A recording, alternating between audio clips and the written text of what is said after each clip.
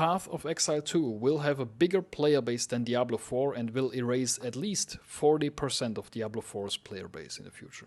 It always depends, like, I cannot look in the future, and I don't know, like, how was the player base on Path of Exile 1? Do you know, like, was it huge compared to Diablo?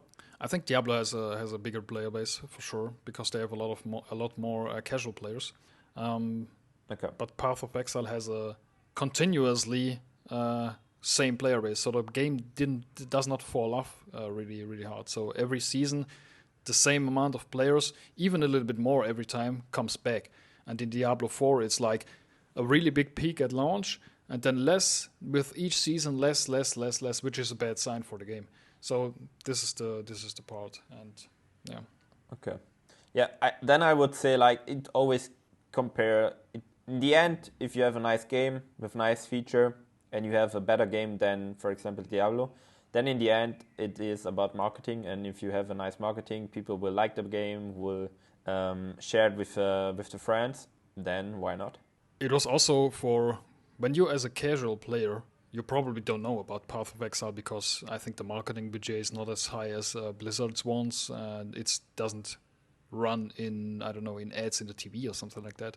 And if you are figuring out about Path of Exile and you dive a little bit deeper into the game and you see the huge talent tree, I mean, the talent trees of Path of Exiles are huge, and you think when you look at it, fuck, how should I understand this whole game? It's impossible. And yeah, I think they lack a little bit about casual players, but that was something they want to increase with Path of Exile 2, and we will see how it works out then. Yeah.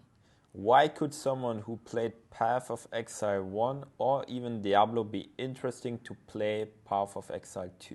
I mean, for Path of Exile 1 players, it's very easy because the player base is very committed to Path of Exile. They love it, and not a lot of people are, or even I don't think that any of the Path of Exile players are quitting the game. So they will for sure play Path of Exile 2 and figure out how they like it. At least they try it. And they can go back to Path of Exile 1 at any time because it's still alive. So it's like World of Warcraft Classic and World of Warcraft Retail at the moment. So it's possible. And I think a lot of new players will come from Diablo or other ARPGs because, as I said before, they want to make the game more appealing to casual players. I think they will achieve that.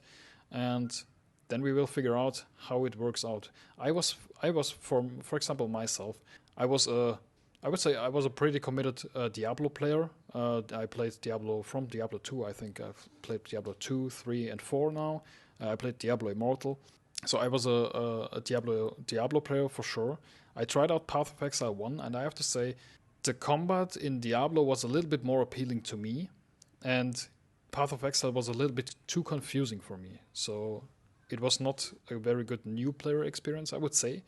And we will see how they do it in Path of Exile 2, but it looks incredible. If you watch the videos and stuff like that, it looks incredible. So yeah, we will see. We will figure out. I will figure out how it is and can tell afterwards. Yeah.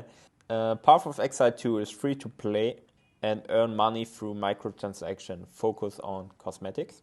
Do you think that games should earn money like that? And is it an easier entry for a normal player base? I think, to be honest, that should be the way to go. When I look, for example, I know it from Path of Exile. I know it as well from Diablo Immortal as well, because that is the same. And Diablo 4 has a similar approach. In Diablo 4, you paid $80, I think, for the main game, and then you had to pay for each transmog in the game, and the transmogs are shit expensive, crazy. And then you have to pay for the expansions as well. So a new class come out and the new zones, you have to pay another, I think, $40 or something like that. So they take a lot of money. They probably make more money than Path of Exile as well, because the microtransactions in Diablo are greedy as fuck. But I feel the best when a game is free to play, because you can play it as much as you want. And if you like the game a lot, then you can start spending money, and you will automatically start spending money.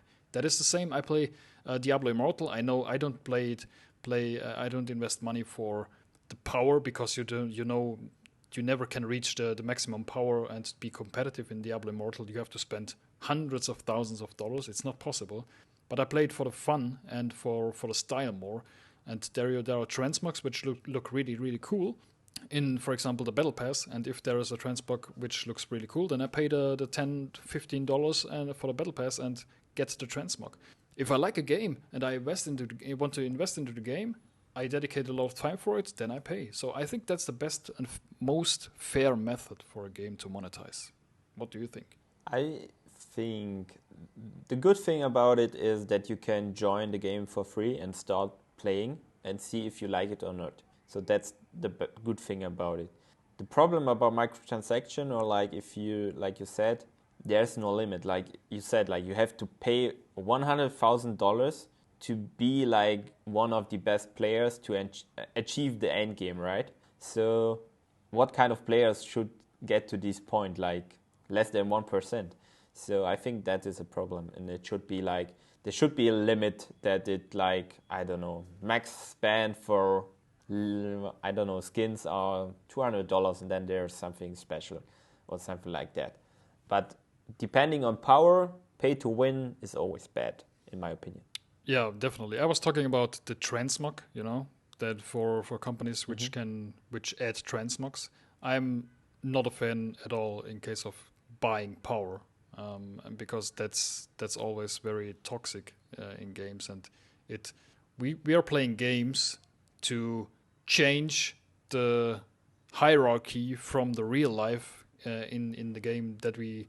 In real life, all the people with money have the power, and in games it's different. That's why games are very appealing for men, because there the power structure is completely different and based on what you're doing and not what you have in real life. So that's why it's very appealing. And if the game is pay to win, it's the same power structure as outside, and it's not appealing for most of the players.